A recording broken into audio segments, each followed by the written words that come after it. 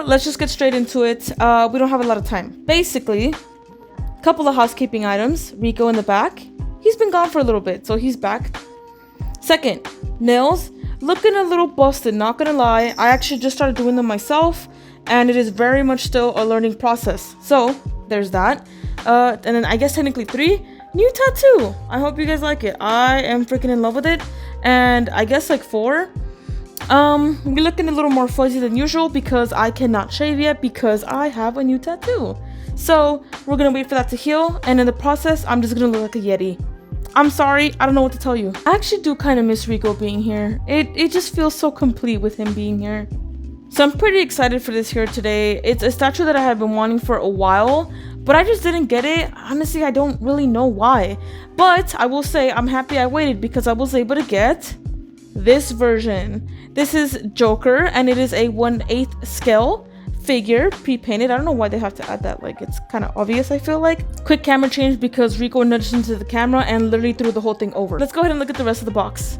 To the left side here, we have a couple of like beauty shots, I like to call it, of the figure, and then we do have what looks like a description of the box, and oh wow, it actually has it in English as well. So I'll put that on the screen for you if you would like to read it. And like how they say Hero Phantom Thief version, another color. Like, cool, thanks for that. Oh my goodness, this is actually really cool. Picture of the figure, and it looks like Joker's running away. It's pretty cool. And then of course we have the stylized graphic stars and like paint splatter and all the good stuff that makes Persona like Persona basically. On the right hand side, we're left with a little less I don't know, I feel like this is the most boring side of the box. They do give you a couple of star cut window shape things, yes, but I do want to show you the top of it too because I think they did a really cool, like a more cooler effect with the cutout here. I think Rico really likes this box. He's like really into it. So I think it's safe to say that we have his approval. Rico, no! This is what I wanted to show you. We have his mask here, and we also have a window cutout. However, you can't see into the figure. What it is instead is like a cardboard piece that I will show you here in a second. And it kind of mimics like Joker's other face. I just think that's really cool. It looks like he's kind of like creeping on you from the window. And I really like that. I just realized how that sounded. I didn't mean it to sound like that. Ah!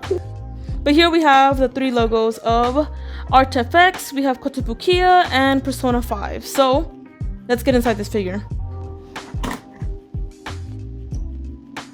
Ta-da! See what I mean? You have like one of the flaps here is like Joker's face, and it looks really freaking cool. The packaging is very busy, but they managed to keep it just contained enough to not be overwhelming.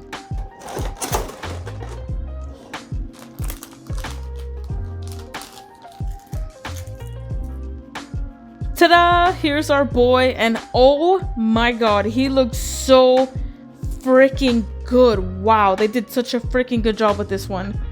There's a lot to look at, but let's go ahead and start with the base because yeah, it's crazy.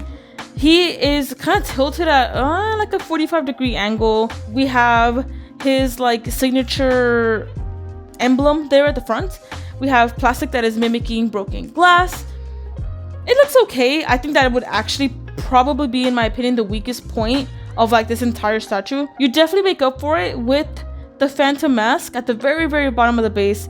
The only thing that sucks about it is that you cannot see it from the front, and it is so detailed and such a cool feature that it kind of sucks that you can't see it unless it's at the very front or unless you have it on a rotating base. The biggest thing that is different about this figure compared to the regular edition is that he is wearing his mask instead of holding it, and in place of holding his mask in his hands, he has a card.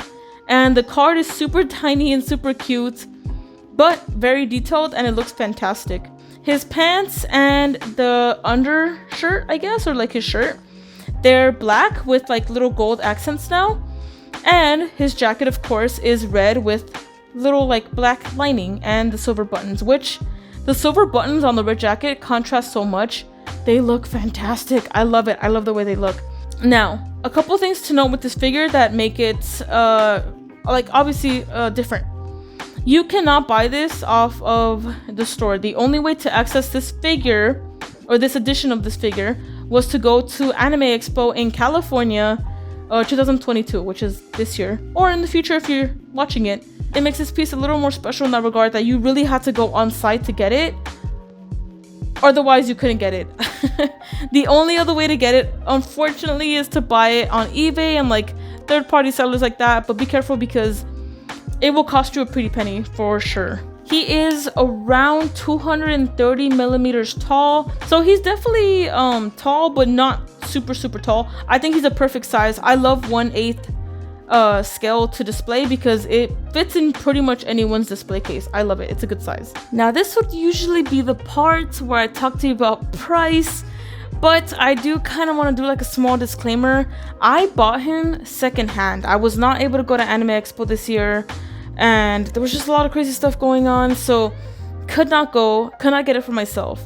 So I definitely paid an upcharge. I just want to say that right off the bat. I paid I'll put it up on the screen, but I believe I paid between $230 to $270.